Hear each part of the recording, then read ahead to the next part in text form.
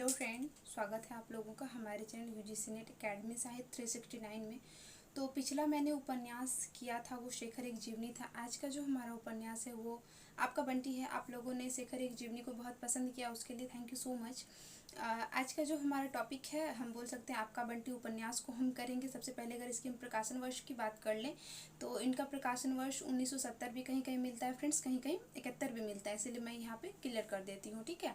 अगर हम मन्नू भंडारी जी के बारे में अगर पहले बात करें तो इनका वास्तविक नाम जो है वो महेंद्र कुमारी है, ठीक है। और इनको एक साठोत्तरी कथाकार के रूप में भी जाना जाता है। और हम बात करें इनके हस्बैंड जो हैं वो राजेंद्र यादव जी हैं, ठीक है। तो यहाँ पे मैंने कुछ मन्नू भंडारी जी के बारे में बताया। अब हम आपका बंटी के बारे में बताते हैं कि मतलब इनके हम प्रमुख पात्र को देखेंगे। सबसे पहले हम प्रमुख पात्र को देखेंगे, फिर हम इसमें केंद्रित विषय के क्या रहा गया है, और फिर हम बात करेंगे कि ये उपन्यास जो है मतलब कि पूरे उपन्यास का क्या कहानी निकल के आता है। एक शॉर्ट टर्म में मैं यहाँ कोशिश करूँगी बताने का, ठीक है। तो सबसे पहले हम पात्र की बात कर लेते हैं। तो सबसे पहले पात्र में जो आ जाएंगे बंटी, जो कि एक केंद्रीय पात्र है। उनके मम्मी पापा हैं शकुन और अजय, ठीक है। अगर हम यहाँ पे बात करेंगे मीरा, तो वो अजय की दूसरी वाइफ है, ठीक है। डॉक्टर जोशी जो कि शकुन का दूसरा हस्बैंड है, ये बोल सकते हैं हम, ठीक है। अगर हम चीकू की बात करेंगे तो चीकू जो है वो मीरा का बेटा है। और अगर हम टीटू की बात करेंगे तो टीटू जो है वो बंटी का फ्रेंड है। और अगर हम इन ये डॉक्टर जोशी जो है, डॉक्टर जोशी की वाइफ जो पहले रहती है, उनका भी नाम यहाँ पे मतलब दिखाया गया है। तो उनका नाम प्रमीला रहता है। और प्रमीला के भी दो बच्चे हैं, यानी कि डॉक्टर जोशी के भी दो बच्चे हैं, एक बेटा और एक बेटी भी है उनकी, इसमें दिखाया गया है। तो उनके एक बेटा और बेटी अमीना और जोत बोल सकते हैं, ठीक है। तो ये दोनों नाम, एक फूफी आती है जो कि हम बोल सकते हैं कि बंटी के घर का, यानी कि हम बोल सकते हैं कि शकुन के घर में वो नौकरानी रहती है, ठीक है। और फिर एक वकील अंकल आ जाते हैं। तो ये इन सारे पात्रों के नाम, मतलब हम बोल सकते हैं इन सारे पात्रों के इर्द गिर्द ही ये पूरी उपन्यास चलती है। तो अब इसमें हम प्रमुख विषय की बात कर लें जो मन्नू भंडारी जी ने केंद्र में रख के इस उपन्यास को लिखा है। तो हम ये बोल सकते हैं कि 9 वर्षीय बच्चा जो बंटी है, जो कि 6 क्लास में है, उनको उनके पारिवारिक विसंगति के कारण जो उनके मन में उठने वाले द्वंद्व हैं, हम बोल सकते हैं, उनको केंद्र में रख कर, यानी कि ये एक बाल मानव विश्लेषणवादी उपन्यास भी कहे जाते हैं। मतलब कि उन बच्चे के मन में उठने वाले द्वंद्व, पारिवारिक विसंगति का मतलब हम ये बोल सकते हैं पारिवारिक विसंगति के कारण को ही इसमें दिखाया गया, ठीक है। यानी कि मतलब कि एक परिवार में एक हस्बैंड है, एक वाइफ है, और वो दोनों में लगाव नहीं है। अब वो दोनों एक साथ नहीं रहते हैं, उस बीच में उस बच्चे का मतलब क्या, मतलब उनकी जो मनोस्थिति होती है उनका उसमें चित्रण किया गया है, यहाँ पे हम ये बोल सकते हैं, ठीक है। तो यहाँ पे केंद्रीय विषय तो यही रह गया हमारा, जो मैंने अभी बताने का कोशिश किया है, ठीक है।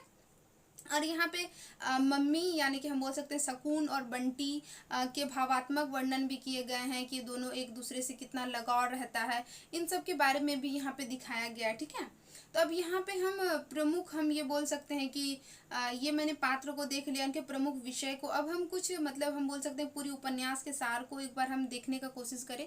तो उपन्यास का सार ऐसे, अगर आप पहला ही पैराग्राफ को अगर आप पढ़िएगा फ्रेंड्स, तो उसमें दिया है कि हाँ, एक बात मैं पहले यहाँ पे बता दूँ कि इस उपन्यास में, पूरे उपन्यास में जो चलता है, मैं यहाँ पे बताऊँ तो कि जैसे हम बात करते हैं ना अन्य उपन्यास में, तो बोला गया कथन होता है ना, तो यहाँ पे ज़्यादा बातें वाले कथन नहीं है, हम ये बोल सकते हैं मन में जो चलता है, यानी कि जिन मन में, जैसे कि बंटी के मन में जो चलता है, उनको मन्नू भंडारी जी ने कितनी अच्छी तरह से यहाँ पे पेश किया है कि उस सिचुएशन में, हर परिस्थिति में बच्चे के मन के पर्दे को खोलते हुए बहुत ही अच्छे से हम बोल सकते हैं कि मन्नू भंडारी जी ने यहाँ पे चित्रण किया है, ठीक है।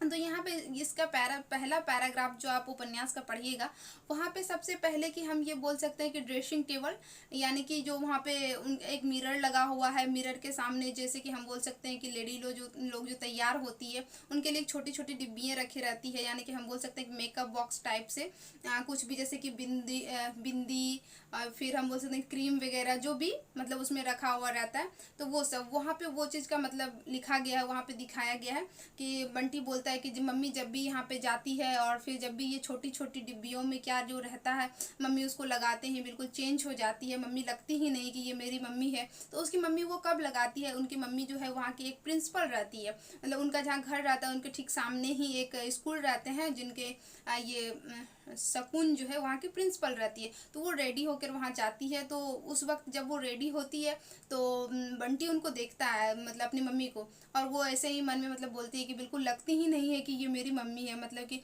इन डिब्बियों में क्या जो जादू है जो मेरी मम्मी बिल्कुल ही बदल जाती है। ठीक है, तो यहाँ पे सबसे स्टार्टिंग वाला बात जो मैंने पैराग्राफ बताया, आप लोगों ने जिसने भी पढ़ा होगा तो ये वाला चीज़ देखा होगा उसमें। ठीक है, अब हम प्रमुख कहानी को ले लें जो शॉर्ट टर्म में बताने का कोशिश करेंगे यहाँ पे, कि जैसे कि एक बंटी है और उसके मम्मी पापा हैं। इसमें स्टार्टिंग से ही मतलब तलाक की कहानी को ही दिखाया गया है। अब बंटी जो है वो अपनी मम्मी यानी कि शकुन के साथ रहती है, और अजय जो है अजय यहाँ नहीं रहता है। अजय दूसरी शादी कर लेता है मीरा के साथ। ठीक है, और बहुत मतलब सबसे पहले यहाँ पे डॉक्टर जोशी से शकुन पहले शादी नहीं करती है, पहले मीरा से शादी अजय कर लेते हैं। और यहाँ पे हम बोल सकते हैं कि एक साथ जो रहते हैं वो बंटी और उनकी मम्मी एक साथ रहती है, और उनके साथ उनकी फूफी। तो यहाँ पे घर परिवार का मतलब अच्छे से मतलब चित्रण दिखाया गया है कि माँ बेटे में कितने लगाव है, सोने के टाइम किस तरह मतलब कि मम्मी के गोद में वो सोता है, मम्मी के साथ लेट कर सोता है, चंद्रमा को देखता है, फिर वो बातें करता है। फिर जब उसकी मम्मी जब उदास होती है उसके फीलिंग्स को वो बच्चा समझता है, और कहीं ना कहीं जब बच्चा परेशान होता है तो उसकी मम्मी उसकी फीलिंग्स को समझती है। इन सब चीज़ों का यहाँ पे बहुत अच्छा चित्रण किया गया। जब उसकी मम्मी स्कूल को चली जाती है तो वो किस तरह अपनी फूफी के साथ शरारत करता है, किचन में बाथरूम में नहीं नहाने जाता है। ये मतलब हम बोल सकते हैं ना कि घर की सारी चीज़ों को यहाँ पे दिखाने का कोशिश किया। और एक सबसे बड़ी बात जो मुझे इसमें बहुत अच्छा लगता है कि यहाँ पे जो बंटी को बागवानी करने का बहुत शौक है, वो पेड़ पौधे लगाता है यहाँ पे। ठीक है, वो पेड़ पौधे लगाता है, फूल को सींचता है, और फिर अपने वो पौधे को लगाता है, फिर वो बोलता है कि वो कब बड़े होंगे। इन सब चीज़ का भी वहाँ पे वो मतलब बताया गया है बहुत अच्छी तरह से। ठीक है, और वो पेंटिंग वगैरह भी करता है और पढ़ने में भी ठीक ठाक है, मतलब कि वो 6 क्लास में पढ़ता है। तो यहाँ पे इन सब चीज़ों का अभी जिक्र किया गया है। ठीक है, अगर हम मेन पॉइंट पे अगर हम आए तो यहाँ पे सुकून के साथ बंटी रहता है, और ये दोनों मम्मी और बेटा है, ये तो मैंने पहले ही बता दिया। और अब जो अजय जो है वो शकुन से डिवोर्स चाहता है, वो दोनों अलग रहता है। ठीक है, मतलब कि हम बोल सकते हैं कि पारिवारिक विसंगति है वो उन दोनों का, मतलब कि हम बोल सकते हैं कि एक साथ नहीं रहते हुए ही यहाँ पे दिखाया गया। ठीक है, तो एक वकील अंकल जब भी आते हैं बंटी का घर, तो वो उसकी मम्मी परेशान हो जाती है। तो बंटी को नहीं पता है कि उसकी मम्मी क्यों परेशान हो जाती है मतलब वकील अंकल के आते ही। तो फिर उसके टीटू जो उनका फ्रेंड आता है, मैंने पहले भी बताया कि वो उनको बताता है कि तुम्हारी मम्मी पापा में तलाक होने वाला है। उसको तो पहले ये भी नहीं पता रहता है कि तलाक का मतलब क्या होता है। फिर टीटू ही बोलता है कि मतलब ये होता है कि मम्मी पापा एक साथ नहीं रहेंगे। उसको बहुत दुख होता है बंटी को इस चीज़ का लेकर कि अब मेरे मम्मी पापा एक साथ नहीं रहेंगे। तो मतलब उनका तो ये शौक रहता है कि हम मम्मी के साथ भी रहें, पापा के साथ भी रहें, लेकिन वो क्या करेगा बच्चा। फिर वो मतलब जब भी वो आते हैं हम बोल सकते हैं वकील अंकल, तो वो उसकी मम्मी परेशान हुई तो वो समझने लगता है। तो फिर वो बच्चा तो पहले ये समझता है कि मम्मी और पापा और वकील अंकल जब यहाँ आते हैं तो कुछ कागज का काम होता है, लेकिन उसको ये नहीं क्लियर रहता है कि वो डिवोर्स का कागज रहता है, वो मेरे मम्मी पापा अलग होने वाले हैं। ठीक है, तो वहाँ पे फिर थोड़े दिनों के बाद की बात हम करेंगे तो डॉक्टर जोशी जो है वो शकुन जी के साथ रहने का मतलब कि हम रहने का प्रस्ताव रखते हैं, फिर वो उससे शादी कर लेता है। फिर वो वहाँ पे सुकून और बंटी जो है वो डॉक्टर जोशी के घर चले जाते हैं। डॉक्टर जोशी के घर वहाँ पे चले जाते हैं तो वो उनको डॉक्टर जोशी को अपने पापा के रूप में नहीं देख पाते हैं। उनको मतलब हम बोल सकते हैं ना कि वो और नहीं एक्सेप्ट कर पाते हैं कि ये मेरे पापा हैं। फिर उनके जो मतलब बच्चे लोग रहते हैं उनसे भी उनका अच्छा नहीं बनता है। जो बच्चा कि बहुत ही शांत दिखता है लेकिन उसके मन में बहुत सारे कोलाहल भरे हुए रहते हैं, हम ये बोल सकते हैं यहाँ पे। फिर मतलब कि अब ये बंटी की मम्मी भी समझने लगी थी बंटी के मन में जो बातें चलती थी, ठीक है, लेकिन अब वो समझ के भी हम बोलते हैं ना कि अनसुना कर देती है, क्योंकि वो सोचती है कि अब हम मतलब बंटी के कारण अपने इस रिश्ते को नहीं बर्बाद कर सकते हैं। इसीलिए वो डिसीजन लेती है, जब बंटी नहीं साथ रहने लगता है, खाने नहीं लगता है, वो उनके काम नहीं सुनता है, पढ़ाई नहीं करता है, तो मतलब बहुत सारे इसके घर की सिचुएशन को दिखाया गया बच्चों के साथ। तो वो बोलती है कि ठीक है तुम्हारे पापा के साथ तुमको भेज देंगे। वो तो बहुत एक्साइटेड हो जाता है, ठीक है हम पापा के साथ चले जाएंगे, लेकिन मम्मी से दूर जाने का भी उसको दुख होता है, लेकिन वो क्या कर सकता है बच्चा। वो उसके पापा भी आते हैं, उसके पापा आते हैं, वो उनको कोलकाता ले जाते हैं। लेकिन फिर भी हम यहाँ पे बात करेंगे उनकी जो वाइफ रहती है, यानी कि अजय की जो वाइफ रहती है मीरा, उनका भी एक बेबी रहता है। फिर वहाँ पे भी जाके वो उसको अपन मम्मी के रूप में नहीं देख सकते हैं, मतलब कि उनको वो एक्सेप्ट नहीं कर सकता, क्योंकि यहाँ है तो वो किसी दूसरे पापा के साथ वो उसको मतलब बोल सकते हैं ना कि वो नहीं खुश रह सकता, वहाँ अपनी मम्मी के साथ मतलब दूसरी मम्मी के साथ उनको अपनी मम्मी नहीं मान सकता है। तो मतलब इस तरह का यहाँ पे चित्रण किया गया है। फिर उसके पापा उनको स्कूल में भी ले जाते हैं, फिर उसका वहाँ पे इंटरव्यू वगैरह का भी दिखाता है, उसका एडमिशन कराना चाहते हैं। फिर उसका एडमिशन्स होने के बाद भी उनको वो हॉस्टल में रखना चाहते हैं। तो मीरा नहीं चाहती है कि मतलब कि बंटी हॉस्टल्स में रहे, लेकिन फिर भी वो उनको हॉस्टल्स में रखते हैं। तो वहीं पे तो मतलब हम बोल सकते हैं कि इस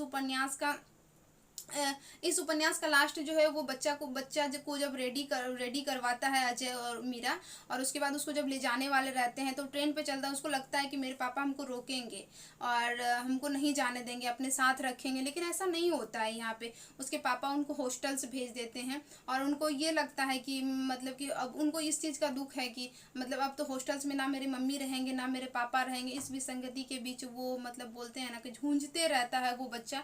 तो यहाँ पे इस उपन्यास का लास्ट तो यहीं पे हो जाता है। और ये ज़्यादा उपन्यास ये ज़्यादा बड़ा नहीं है, हम बोल सकते हैं कि 16 भागों में ये विभक्त है। एक लघु उपन्यास के रूप में भी इसको बोला जाता है, हम यहाँ बोल सकते हैं। एक बात हम यहाँ पे विषय में अगर हम ऐड करना चाहें तो वर्तमान समय की जो यथार्थ का चित्रण है, जो हमारे परिवार में हो रहा है कि एक दूसरे से लोग सेटिस्फाई नहीं हो पा रहे हैं, हस्बैंड वाइफ या फिर जो भी, तो मतलब इस चीज़ों को मन्नू भंडारी जी ने कितनी अच्छी तरह से यहाँ पे पेश करने का कोशिश किया है। आप लोगों ने अगर जिसने भी उपन्यास नहीं पढ़ा है तो बिल्कुल पढ़िएगा, और जिसने पढ़ा है तो मुझे अपनी राय दीजिएगा कि आपको ये उपन्यास कैसा लगा पढ़ के।